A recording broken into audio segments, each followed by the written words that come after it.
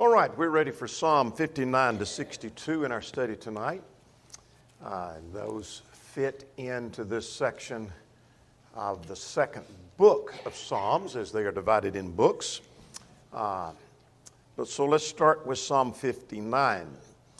What type of psalm is this? It's a prayer, all right? It's obviously a prayer. Some suggest that maybe this is somewhat of an imprecatory psalm, but it definitely is a prayer. Who is the author? David. It is attributed to David. This is identified in the title. We'll say more about the title here in just a moment. Subject matter, message. What's the thought process? Yeah, it's a message of deliverance. Message of deliverance, as we've entitled it here, Deliverance from Enemies. And we'll see who the enemy is in the title here and in just a moment. Let's look at the title here that's given to the psalm. The title, by that I mean not the title on the screen, but the title that's given in the text. To the chief musician that's set to do not destroy, victim of David, when Saul sent men and they watched the house in order to kill him. So that tells us, not every psalm obviously tells us the occasion, but this is the occasion that prompted that. So let's turn back to 1 Samuel chapter 19 and get the picture there. We won't read every detail of that. But let's get the context of that, and then we'll see several of these psalms that we're looking at tonight and last week, and some in the future as well are going to deal with similar themes. And you may have a note in Psalm 19, somewhere in the margin of your text. You may have written this down when we came through. I say Psalm 19, 1 Samuel 19. You may have a marginal note that verses 8 through 17 is the occasion of the writing of our psalm, Psalm 59. If you don't have that, maybe this is a good time to write that down. This is an occasion where Saul was seeking to kill David. We have a similar situation repeated through with Absalom, but Saul is the one on this occasion. And I entitled 1 Samuel 19, Saul continues to try to kill David. Starting at verse 8, Saul again tries to kill David, and the reason for that was his victory in battle, according to verse 8, that David went out and fought with the Philistines and struck down with a mighty blow, and they fled from him.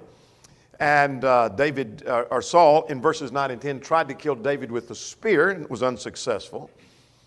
Then I'm beginning at verse 11. We're not going to read all of that. I'm just trying to get the flavor of the context.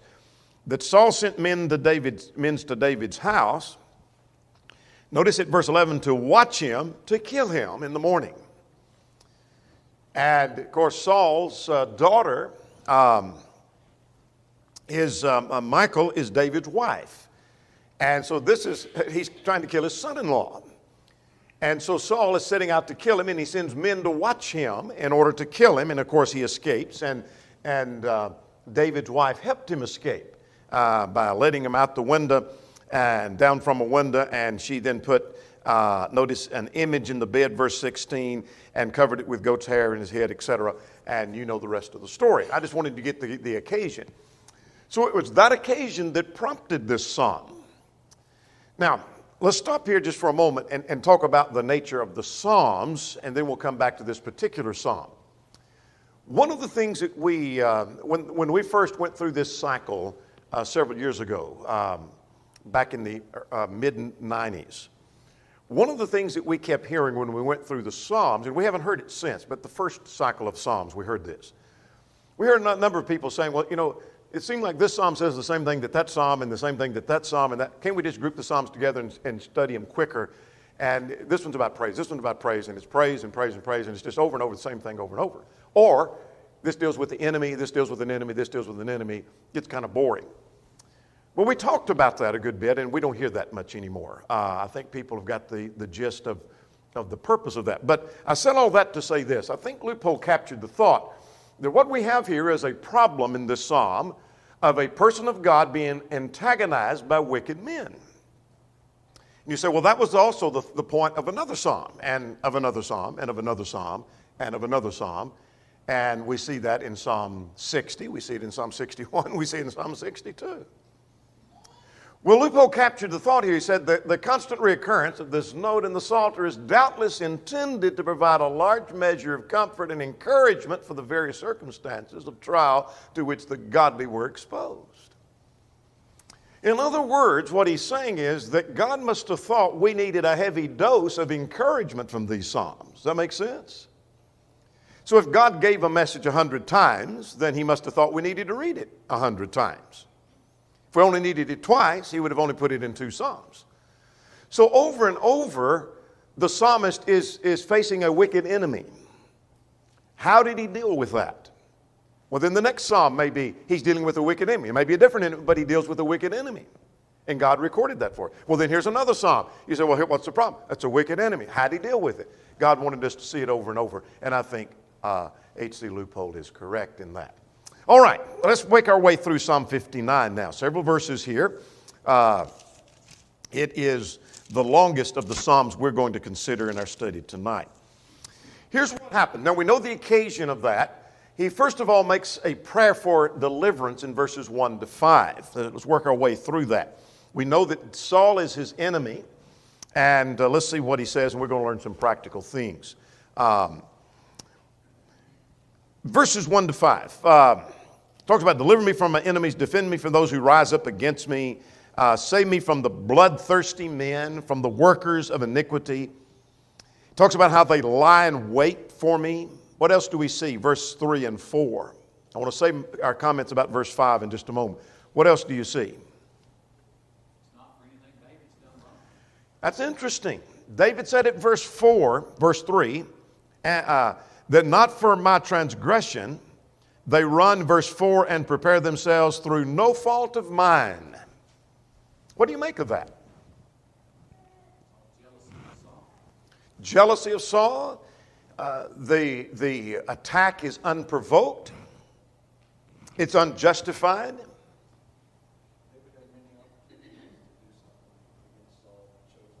Absolutely. He could have retaliated. He could have killed Saul himself, but he refused to do that. These attacks that Saul is putting up on David are unjustified. And you say, okay, I got that. Here's the lesson from that. There are going to be times when you may feel attacked or you're done wrong, and it's going to be unjustified. It's unprovoked. To think that you're going to be treated nice because you're a good person is just a misconception altogether. You think, well, if I'm nice and I treat people right, I'm always going to be treated right. Not so. David said, I treated him right, and I still was treated this way. And it's going to happen to you too. And so perhaps that's part of the value of the psalm.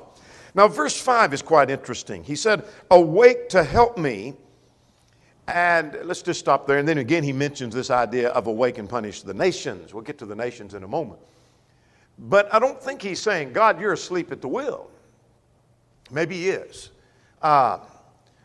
But I think it's a plea for God to act as if God had not been involved directly in the affairs of what was going on with Saul. In other words, God, you haven't acted, or you weren't involved in that, so I wish that you would act and deal with Saul now and deliver me from my enemy. Does that make sense? I don't think he's saying, God, you're asleep at the wheel. And you're not paying attention. I wish you'd wake up. But it is arise and deal with my problem. Now, it's interesting that at verse 5, is it verse 8? Yeah, verse 8, and hinted at it verse 11, he turns and talks about the nations. This is an individual problem that David is having with Saul. But then he turns and talks about the nations, and that's caused all kinds of consternation for the commentators. Why did he do that? And several speculations have come around. It's likely that this, perhaps the nations, has a reference to the Philistines, who are the enemy at the time, and there's something to be learned from that when God took care of Saul, this immediate enemy of David, David did not forget about the fact that there's still an enemy that's a threat to the nation, and please take care of those enemies as well. Does that make sense? So if my God is capable of dealing with this problem, he also is capable of dealing with multiple problems. He can deal with the nations themselves. Make sense? Confidence in God. Now we'll come back to that about a lesson we learned toward the end. Now beginning at verse 6 through verse 10, he talks about the enemy himself, their nature, and also God's view of the enemy. What does he say about the nature of the enemy? Verses 6 and 7. At evening they return and they growl like a dog. Growling like a dog may suggest, what would you, if you walked into a yard and there's a dog that's just wagging his tail and licking his lips, what would you think about that dog? Friendly. What if he's growling? Danger. He's vicious, dangerous. This enemy is a vicious enemy. He's bloodthirsty. He's already said it, verse 3. But he said, at evening they return. One commentator suggests that they're undercover by day and they come out at night. In other words, he hides. It's a hypocritical, hides what he's really trying to do, perhaps. And so at evening they return and growl like a dog and go all about the city, and they belch out with their mouth. That's the description. Look at your English Standard or some other translation. It's the idea of slander, not literally belching. And swords are in their lips. And for they say, who hears? What does that mean? We're describing the nature of the enemy. Vicious, works undercover. Say again? Nobody knows what they're doing. And no regard for God. And who hears? Who knows what I'm doing? Who cares what I'm doing? God, he's not worried about God. God's not in his, no thought about God at all. Now, verses 8 through 10 now, this is God's view of them. What's God's view? He laughs at them and hold them in derision. What does that mean? God laughs at them.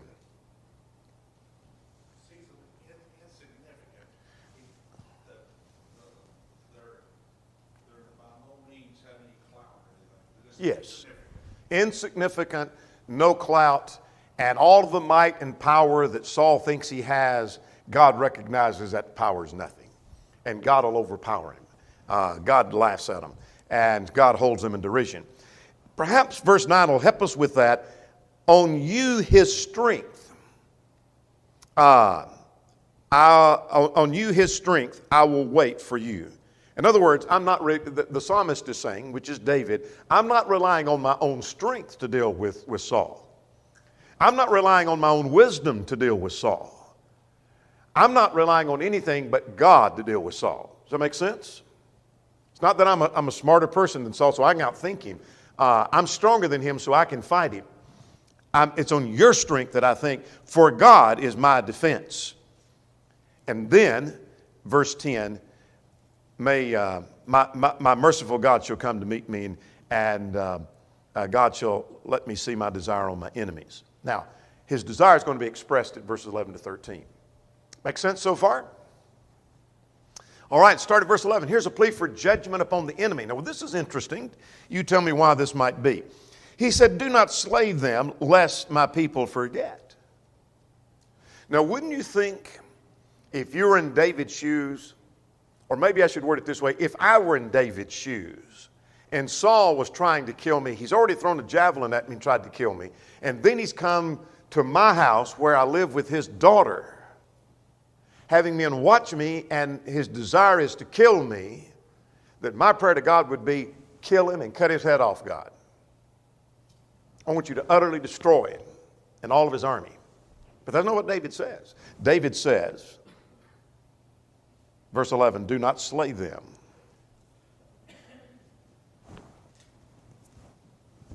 I'm waiting for you to explain it.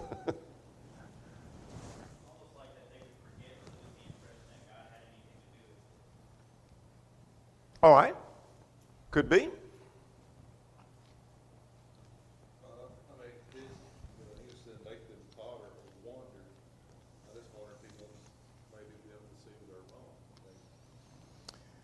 Perhaps. I think what he's saying, I'm not locking in on any of this because I don't know for sure. I think what he's saying is, I punish them, but don't utterly destroy them, so that others can see that punishment. And perhaps he's thinking that if Saul was utterly killed, then it would not be seen as punishment, perhaps. Maybe he just got killed in battle, had nothing to do with him pursuing after David. I think, but because he said, lest my people forget.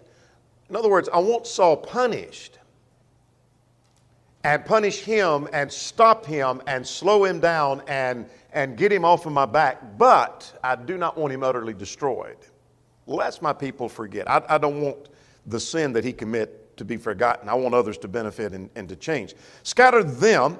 Now I think he's probably talking about the nations. He's kind of blending the two together. Scatter them by your power and bring them down, O Lord, our shield. For the sin of their mouth, there's that slander. He wants them to be taken in their pride and for the cursing and the lying that they speak. Consume them in wrath, consume them. Now notice verse 13. This ought to ring a bell. I don't want you to slay them utterly, but I want you to consume them that they may not be, and let them know that God rules in Jacob to the ends of the earth. What on earth does that mean?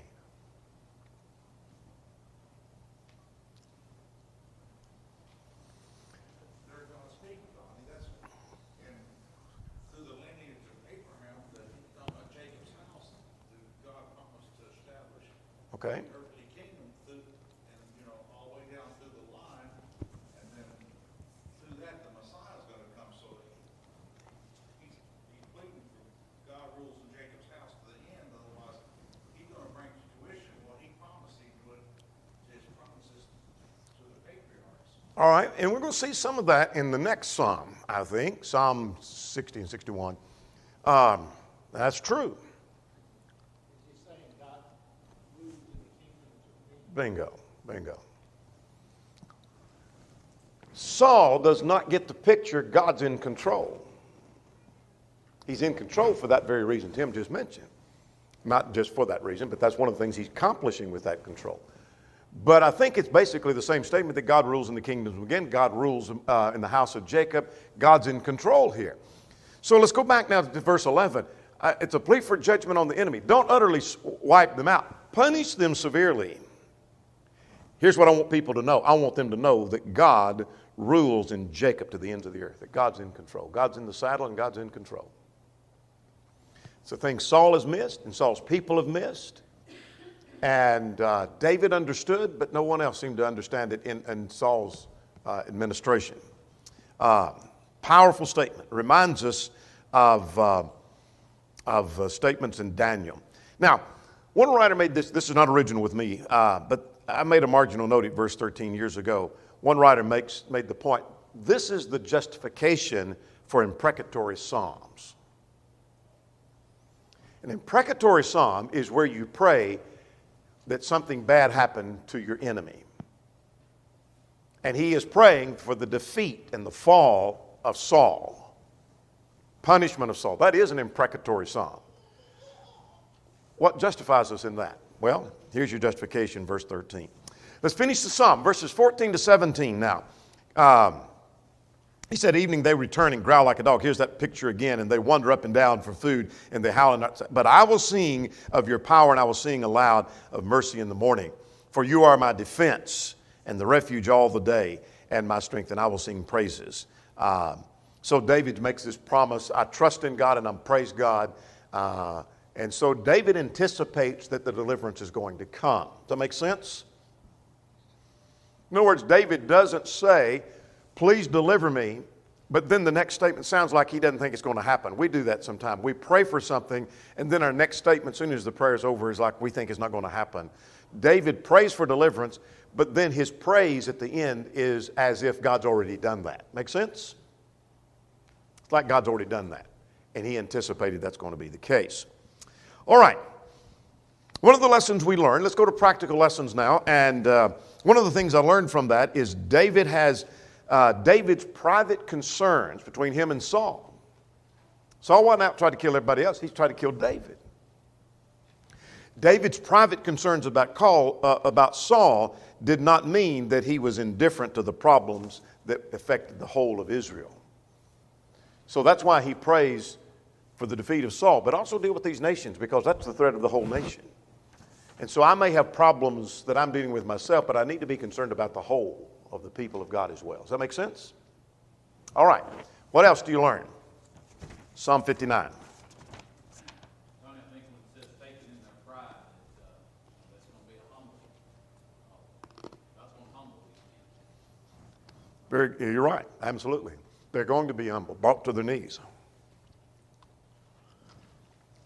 Here's another practical lesson. Have you noticed how David at the end is focused on worship even though he's being oppressed? Quite often what we have today is, I know I've missed a lot of worship. I know I hadn't been there, but I tell you what, I've just got so many problems, and you just don't know what I'm going through and how oppressed I am. I doubt your father-in-law is coming with people sitting around your house trying to kill you. I don't think anybody here's got that problem. And yet David made the promise in the play, I'm going to praise God. He still had time for praise. Make sense? What else? Let's get one or two more. What do you learn? Psalm 59.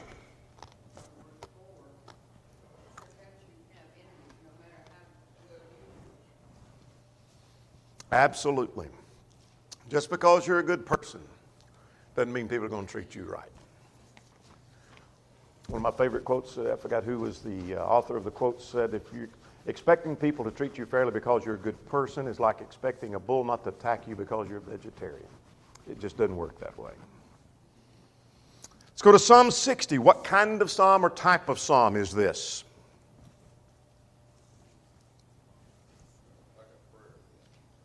All right, it is a prayer. It is, some have classified it under lamentation. It is a lament. The author is said to be David. And what's the message or the point?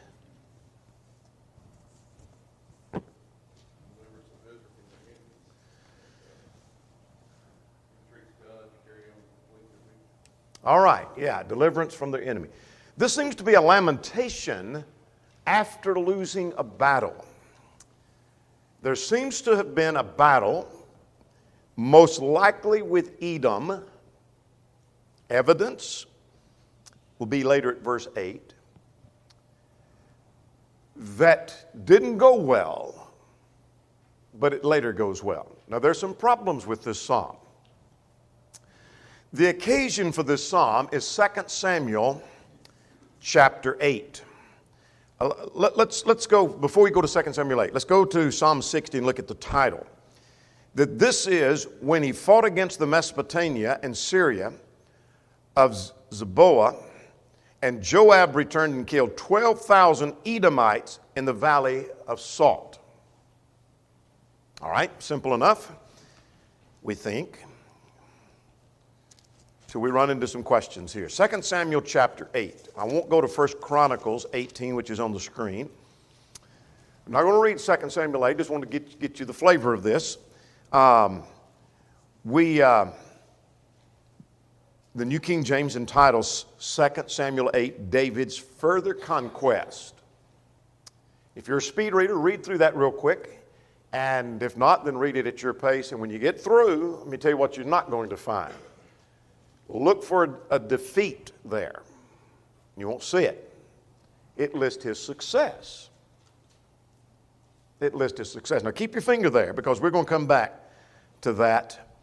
But I want you to notice at verse 13, David made himself a name when he returned, killing 18,000 Syrians in the valley of Salt. Now that sounds like the title over here, similar, but it's not exactly the same. All right, there are three problems with this psalm. The first problem is the defeat of which the psalm speaks or setback is not mentioned in the historical record. It is only mentioned in the title of the psalm. So the only information we have about that is in Psalm 60, not in the account. So 2 Samuel 8, 1 Chronicles 18 was not intended to be a complete, exhaustive record. I don't think it ever was. It's simply a record of his success. It's not trying to be deceptive. There was a minor defeat, or at least some defeat, and yet that was not the point of 2 Samuel 8 or 1 Chronicles 18. That's one problem. But that's easily resolved. That we find that information here. Here's a little bigger problem. The title attributes this battle to Joab, where 2 Samuel 8 attributes it to David, but 1 Chronicles 18, which is parallel, to Abishai. Now that's a problem. David was the king in authority. 2 Samuel, chapter, I believe it's 2 Samuel 10, and in verse 10, talks about how Joab working under David, 2 Samuel 10 and verse 10, put some men under Abishai. So I think that's easily rectified and harmonized, that David is said to do it because he was the king, Joab was his commander, and he was the one who carried it out. But sometimes he would give some men under the authority of his brother, and he carries that out. So that's not a big problem, but it is a problem we've got to grapple with. Here's the third issue, the bigger problem. The title says 12,000. The title of the psalm said there were 12,000 killed in this battle that is yet to be fought, according to this. But 2 Samuel and 1 Chronicles said there were 18,000. And so is that a scribal error? No one seems to think it's a scribal error. It may be, but I don't know. I haven't come across anybody who argues that. I think the best explanation, though there are many explanations, the best explanation I've seen so far is that the psalm was written in anticipation of the battle. And if the battle goes well, the estimate would be, and these are just round estimates because it wasn't literally 12,000 and there wasn't 12,001 or 11,999. That wasn't the case. It's a round number. So approximately 12,000 were thought to be killed, but the historical record after the fact said it was actually 18,000. That makes more sense to me. Not a contradiction. These are round estimates. And so we've got to grapple with those as we go through. So with that said, let's see what we have in Psalm 60.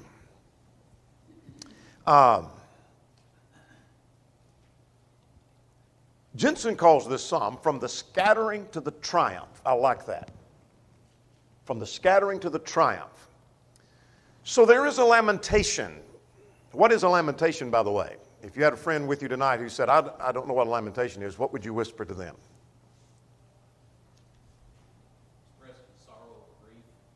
Yeah, it's a crying out with sorrow and grief over a problem. So there was a disaster. Let's see what the disaster was. We've already suggested what that was. It was a defeat in battle.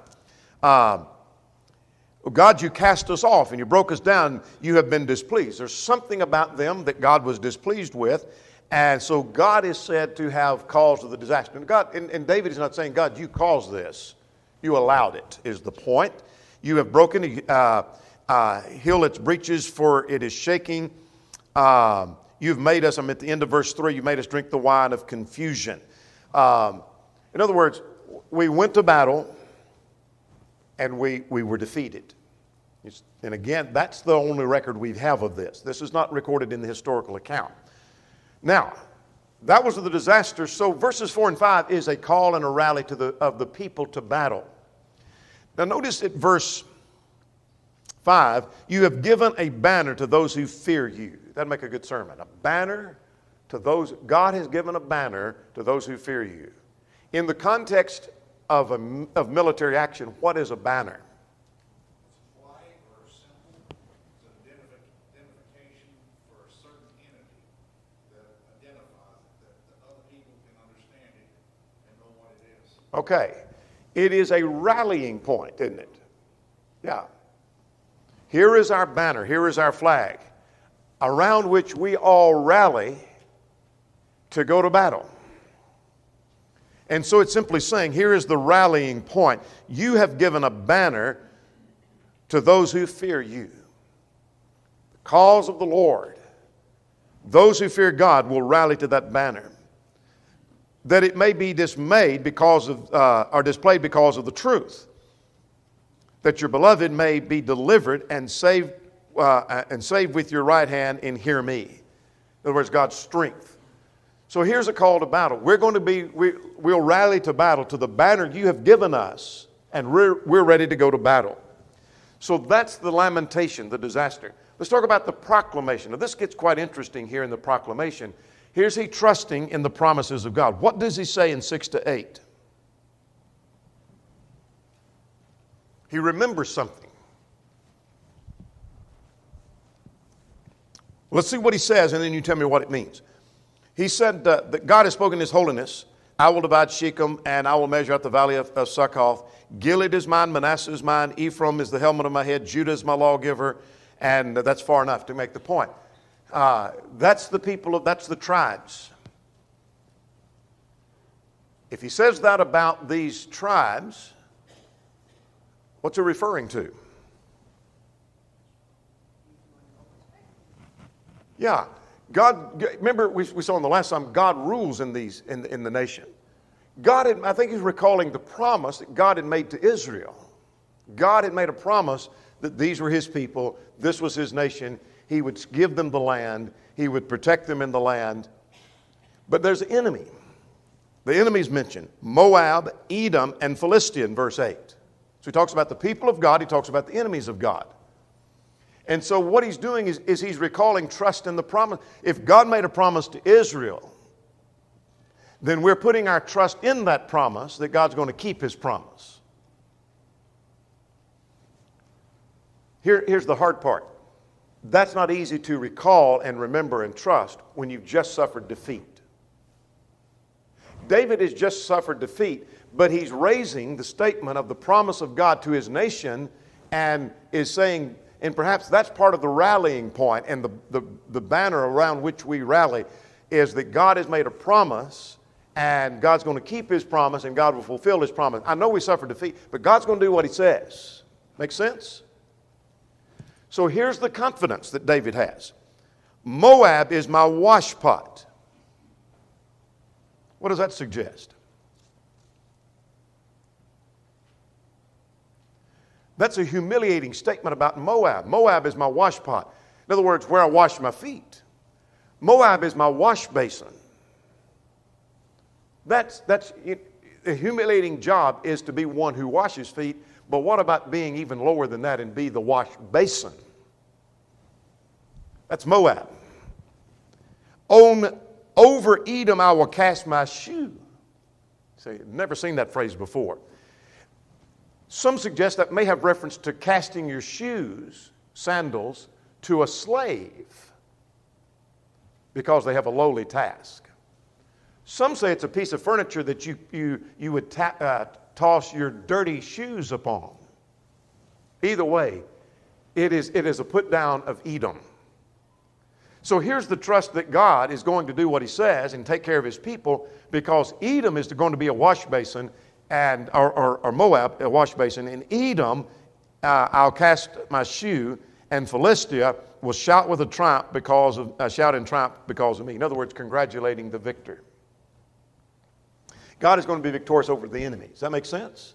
We suffered defeat, but here's a promise concerning the victory. Now then, let's finish the psalm 9 through 12. It's a short psalm. So here is the expectation. There's triumph with God's help. How can we do this? Who will bring me to the strong city? And who will lead me to Edom? Here is the anticipation we're going to overcome Edom.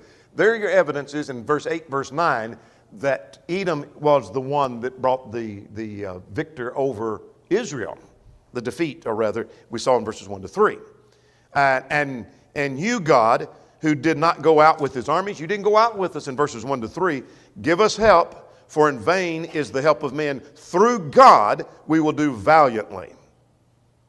For it is he who will tread down our enemies. The battle hadn't been fought yet, but David thinks it's going to be successful. Make sense? Lamentation after losing a battle. All right. Questions or comments? Psalm 60. Practical things.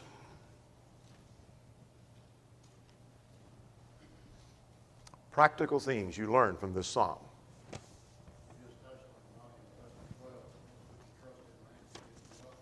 Yeah. God and not man is our help. David said, I can't trust man, but I can trust God.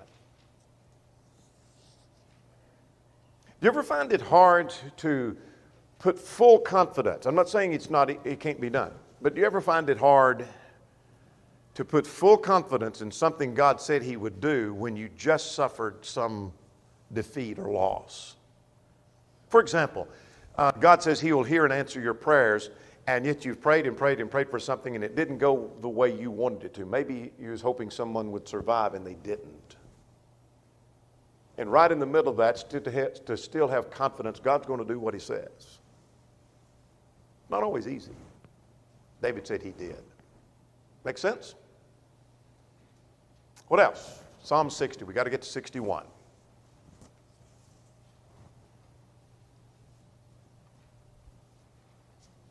There was something that was done that displeased God, and so God didn't go out with them to battle. The psalm doesn't say. We don't know much about this defeat because it's not recorded in 2 Samuel, 1 Chronicles. Only here, and there was something that somebody did that displeased, the psalm said. And so displeasing God has consequences. Psalm 61, what kind of psalm, what type of psalm do we have in Psalm 61?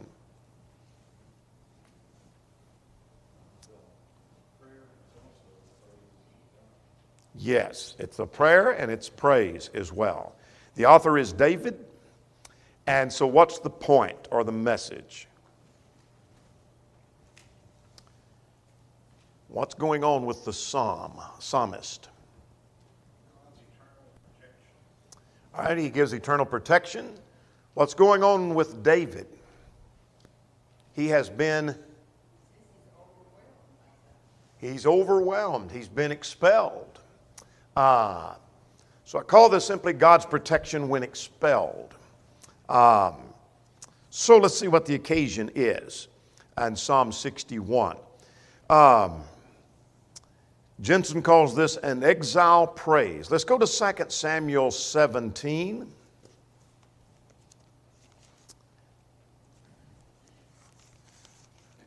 This is probably the case. By the way, as you're turning there, don't turn back to the psalm just yet. This just hit me that I think I'm correct on this. You can correct me if I'm wrong.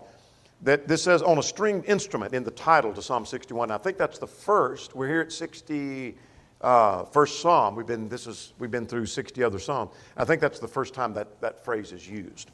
I may be wrong about that, but I think I'm right. 2 Samuel 17. Beginning at verse 24, if I get to the right text. When David flees from Jerusalem, and this is because of Absalom trying to take his throne. So time will not permit us to go into the details of all that, but for just a reference, starting with 2 Samuel 17, beginning at verse 24, goes on into 18, where Absalom is defeated. When he felt like he had been driven from Jerusalem and from his throne is when this psalm is written. Make sense? The details of the psalm are going, it's a short psalm, so we're going to quickly work our way through. May get a chance to talk briefly about Psalm 62. All right, here's shelter from the enemy, and then life is prolonged. Here's the plea of one who feels overwhelmed. He cries out saying, hear my cry and attend to my prayer. From the end of the earth I will cry to you.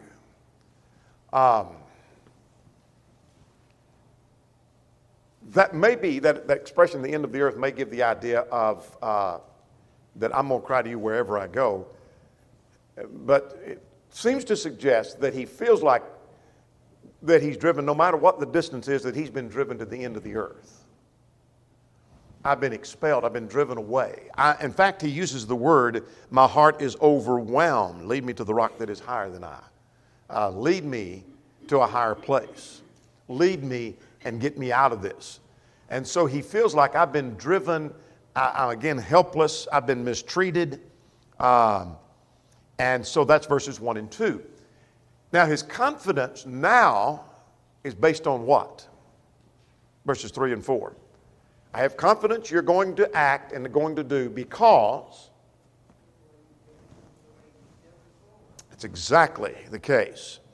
For you have been my shelter for me and a strong tower against my enemy. See what you've done for me in the past? You've always delivered me and been a help to me, and so I will abide in your tabernacle, and I trust in the shelter of your wings. So I have confidence now. So his prayer is that his life would be prolonged. Now let me stop and footnote. Some have argued that this perhaps is messianic here. I don't think this is a messianic psalm. Though the point that those who argue that is that if David's life is prolonged, then it's from the descendants of David the Messiah comes, then the Messiah comes through that. Okay, indirectly the Messiah. I got that. But I'm not sure this is a messianic psalm. That this is by messianic psalm, I'm thinking it talks about the Messiah. I don't see the Messiah here. But anyway, be that as it may, beginning at verse 5, his hope is that his life would be spared, that you have given me the heritage, and I always pay attention to this phrase, those who fear your name. In other words, those who fear God have a heritage. You've given that to me. And part of that is a prolonged life. You will prolong the king's life, and he will abide before God forever. Oh, prepare truth and preserve him. So it's just, I'm anticipating that my life will be preserved, but here's the kicker. Look at verse 9. That when my life is preserved, that's for the purpose that I might, two things. What are they? Yeah, that I might praise and daily perform my vows. That I might praise God and serve him daily. There's daily service and there's praise. And so David's hope is that my life will be prolonged for that purpose. Quickly now, practical things from Psalm 61.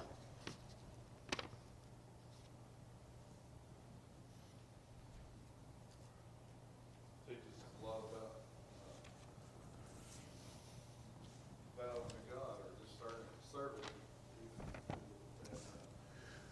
Absolutely. We expect God to keep his promise. God also expects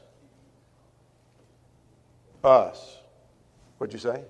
He expects us to keep our promise. Exactly. That's her point. And David thought so too. Psalm 62, let's quickly get that. Let me, for interest and sake of time, Psalm 62 is a psalm of praise.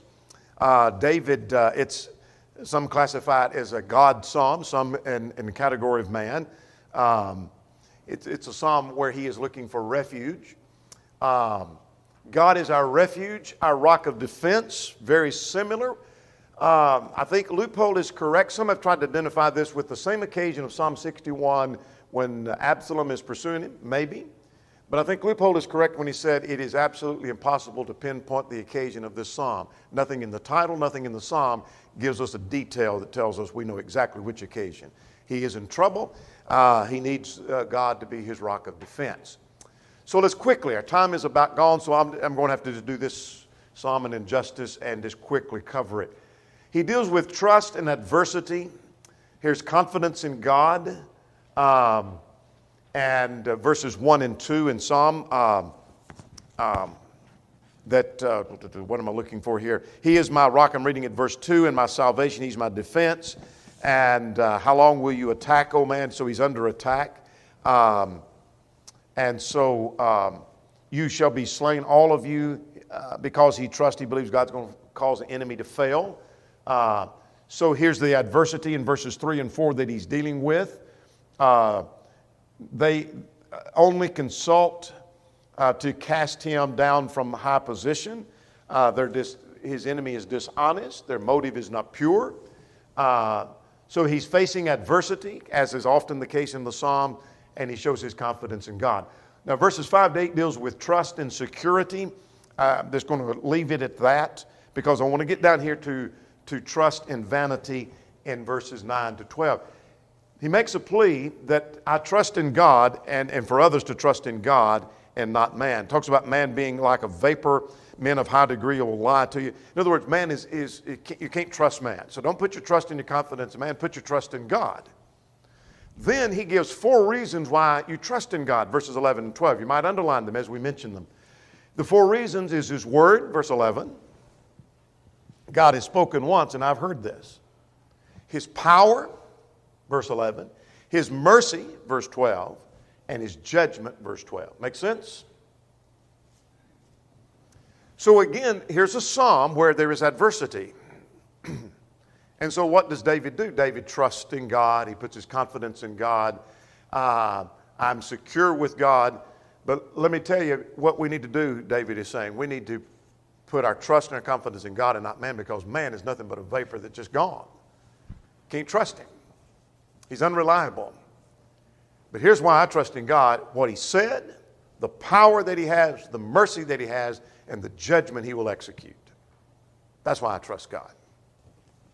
Now, I go back to what Leupold said, and we'll end on this note, that these Psalms repeat this principle over and over and over and over and over. And we're not through. We'll see this again. We don't apologize. God didn't, so we won't. We see it again, we see it again, we see it again, we see it again, we see it again. So what's the value of that? It helps us to know how to handle adversity. It's supposed to be a message to the rest of us. Psalm 63 to 66 next time.